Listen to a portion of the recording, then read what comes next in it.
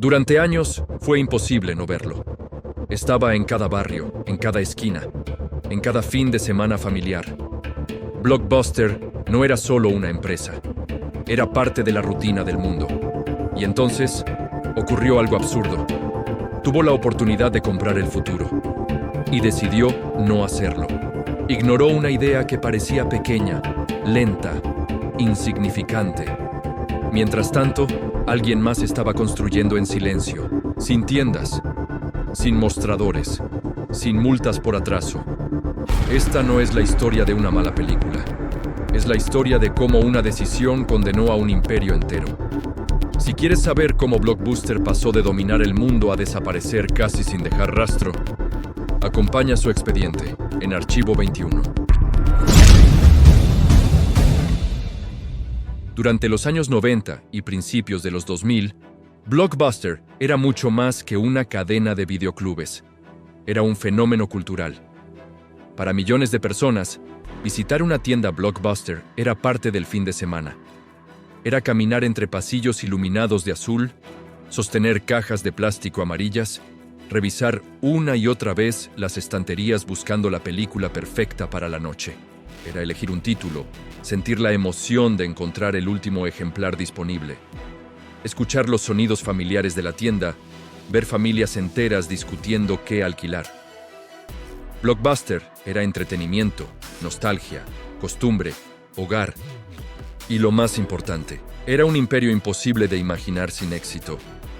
La cifra lo dice todo, más de 9,000 tiendas en el mundo, ingresos multimillonarios, acuerdos exclusivos con estudios de Hollywood, campañas gigantescas de marketing y una lealtad de marca que parecía eterna.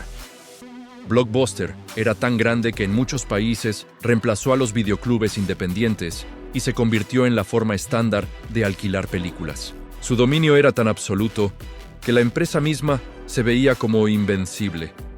Era el tipo de compañía que parecía demasiado grande para caer. Pero bajo esa superficie brillante, dentro de las oficinas ejecutivas, empezaban a aparecer señales que pasaron completamente desapercibidas para quienes dirigían la empresa. No eran problemas de dinero ni falta de clientes. Era algo mucho más profundo: la incapacidad de anticipar el futuro. Blockbuster creció creyendo que el modelo de alquiler físico sería siempre la forma principal de consumir entretenimiento. Y esa creencia se transformó en una especie de arrogancia estructural que terminaría por destruirlos. El primer síntoma de debilidad surgió antes de lo que muchos recuerdan. Desde finales de los 90 ya existían voces internas que advertían que Internet cambiaría la forma de consumir contenido. Algunos empleados proponían explorar modelos digitales, crear plataformas de compra o alquiler online, incluso eliminar las multas por atraso, que eran responsables de una parte enorme de los ingresos, pero también del descontento de los clientes. Cada vez que un usuario pagaba una multa, sentía resentimiento, y Blockbuster lo sabía. Pero ese descontento quedaba en segundo plano porque generaba demasiado dinero como para renunciar a él, y mientras Blockbuster defendía ese modelo al otro lado de Estados Unidos, nacía una pequeña empresa con una idea simple pero poderosa: alquilar películas sin que el cliente se mueva de su casa, enviándolas por correo sin multas, sin presiones. Esa empresa se llamaba Netflix. Nadie la tomaba en serio, porque en comparación con el gigante azul era ridícula. Pocos empleados, operaciones pequeñas, crecimiento lento. Pero lo que Netflix entendió antes que nadie fue algo esencial. La gente no quiere complicaciones, quiere conveniencia. Quiere ahorrar tiempo, no gastar tiempo parado en una tienda eligiendo entre estantes vacíos. Y ese detalle, que parecía menor, definiría la historia. En el año 2000, Netflix ya estaba creciendo, pero también estaba al borde de la quiebra. Las operaciones eran costosas y la empresa aún no tenía escala suficiente. Por eso, Reed Hastings tomó una decisión audaz: viajar a las oficinas de Blockbuster y ofrecer la venta total de Netflix por $50 millones. La propuesta era brillante. Blockbuster se quedaba con lo físico y Netflix se encargaba del online. Juntos dominarían el mundo. Pero lo que ocurrió en esa sala se convirtió en uno de los errores más costosos de la historia empresarial. El CEO de Blockbuster escuchó la propuesta, miró las cifras y la descartó de inmediato. No solo la rechazó, se rió. Consideraron que Netflix era un negocio marginal, un hobby, un experimento. Bloquearon la idea sin analizarla en profundidad porque estaban convencidos de que nada podría desplazar a su modelo. Y esa fue la decisión que selló su destino. Lo irónico es que Netflix aún no era la empresa que conocemos hoy. No tenía streaming, no tenía grandes inversiones tecnológicas, no tenía presencia global. Pero tenía algo que Blockbuster había perdido por completo: visión. Hastings veía el futuro en un mundo donde el contenido viajaría por Internet. Los ejecutivos de Blockbuster veían solo lo que ya funcionaba. Mientras Netflix apostaba por nuevas ideas, Blockbuster se aferraba a la estructura que la había convertido en gigante. Pero las empresas no se destruyen por cambios externos, se destruyen por su incapacidad de adaptarse. Y Blockbuster era una máquina lenta, pesada, burocrática, cuya toma de decisiones estaba diseñada para un mercado que ya no existía. En este primer bloque, lo crucial no es el fracaso final, sino la ceguera inicial. Blockbuster no cayó por la aparición del streaming, ni por Netflix, ni por la tecnología.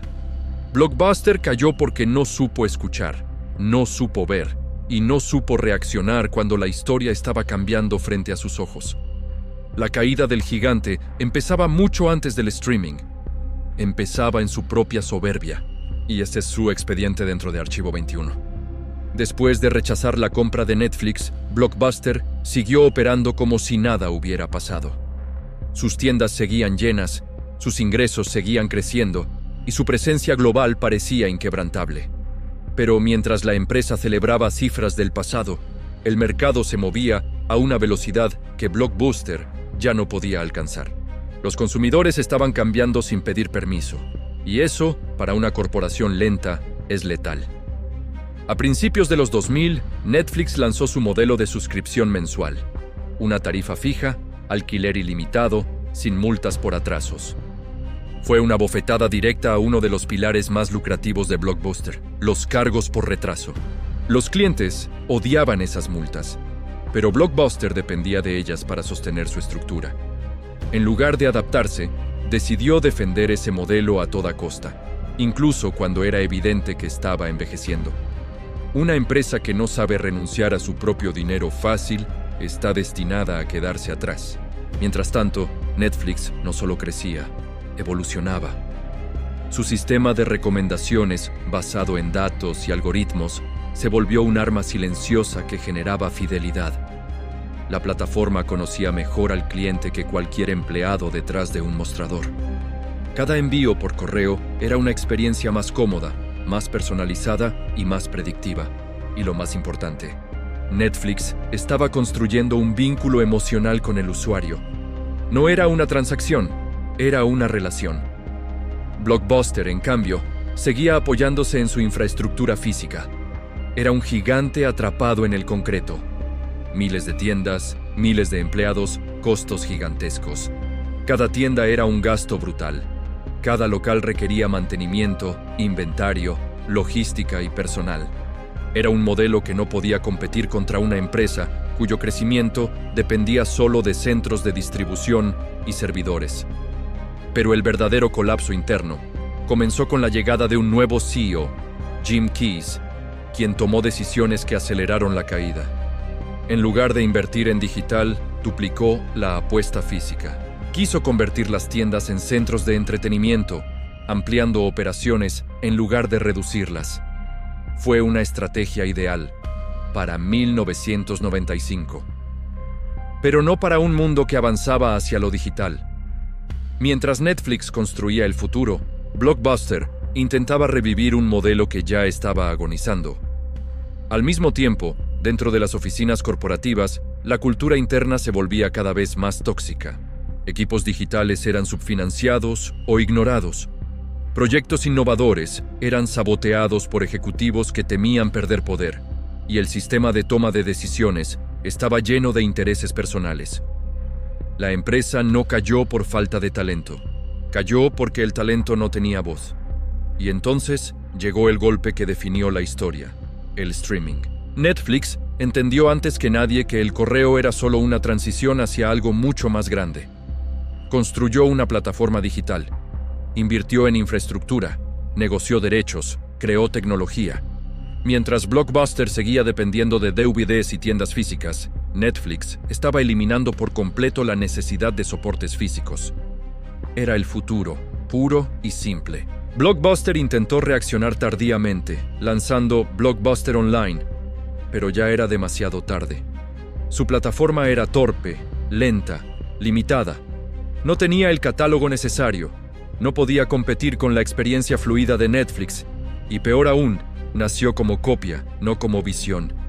Los usuarios lo sintieron, los desarrolladores lo sabían, la empresa misma lo sabía. Lo que siguió fue una caída rápida y silenciosa. Cierres masivos de tiendas, pérdida de inversores, deudas que se acumulaban, mala prensa y una desconexión total con la nueva generación. Blockbuster era un gigante caminando hacia el abismo sin darse cuenta de que ya no tenía suelo debajo de sus pies. Antes de continuar, quiero preguntarte algo.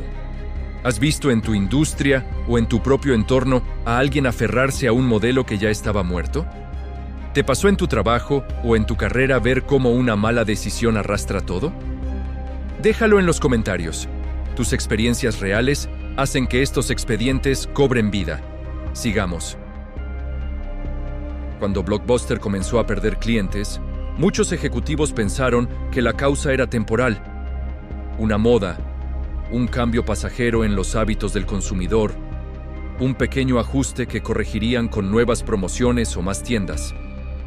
No entendieron que el mundo no estaba cambiando a su alrededor, estaba cambiando sin ellos.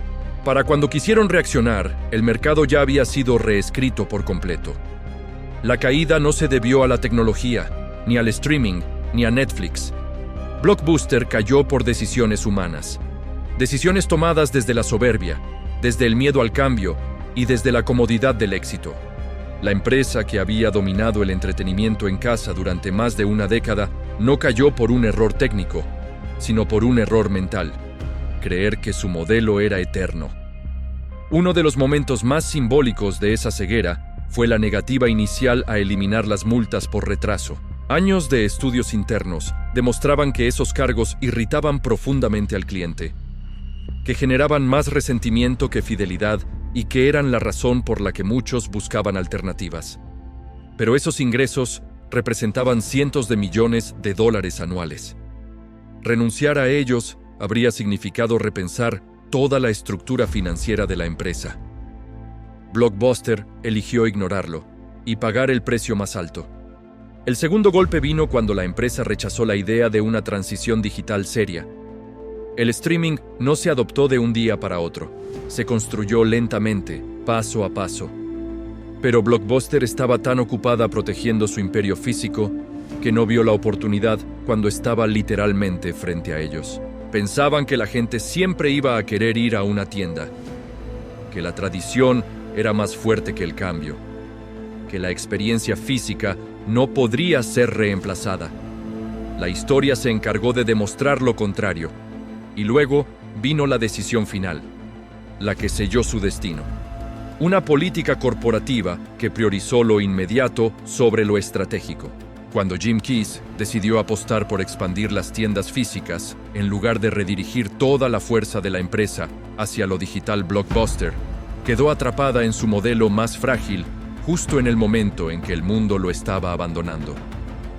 Fue una elección que surgió del miedo a perder control y del deseo de proteger lo que ya existía, en lugar de construir lo que venía. La innovación no solo implica crear cosas nuevas, implica destruir lo viejo a tiempo. Blockbuster nunca quiso destruir nada suyo y terminó destruyéndose a sí misma. Lo que hace este caso tan poderoso no es el error en sí, sino la facilidad con la que cualquier empresa, cualquier profesional, incluso cualquier persona, puede caer en la misma trampa. Todos tenemos un modelo Blockbuster, algo que funcionó en el pasado y que creemos que nos seguirá salvando en el futuro. Todos hemos defendido ideas obsoletas por miedo a aceptar que ya no sirven. Todos hemos ignorado señales claras porque implicaban salir de nuestra zona de comodidad. La caída de Blockbuster no es solo un expediente empresarial, es un espejo, un recordatorio brutal de que el éxito pasado no protege del fracaso futuro. Netflix no mató a Blockbuster. Blockbuster se mató a sí misma al elegir no cambiar. Hoy queda una sola tienda Blockbuster en todo el mundo, en Bend, Oregon. Funciona como un museo vivo, un vestigio de una era que se fue para nunca regresar. Sus estantes están llenos, hay olor a nostalgia en cada pasillo. Y visitantes de todo el mundo viajan solo para ver lo que alguna vez fue un imperio. Es un monumento silencioso al poder de una mala decisión. Una advertencia tallada en plástico y cartón. Y esa advertencia es la que queda escrita de forma permanente en este expediente del siglo XXI. Ahora quiero saber tu historia. ¿Alguna vez has visto en tu trabajo, empresa o profesión una caída parecida? ¿Has vivido un caso donde una mala decisión cambió todo? ¿O te identificas con la sensación de defender algo que ya estaba muerto? Déjalo en los comentarios. Tus experiencias reales pueden abrir los ojos de otros.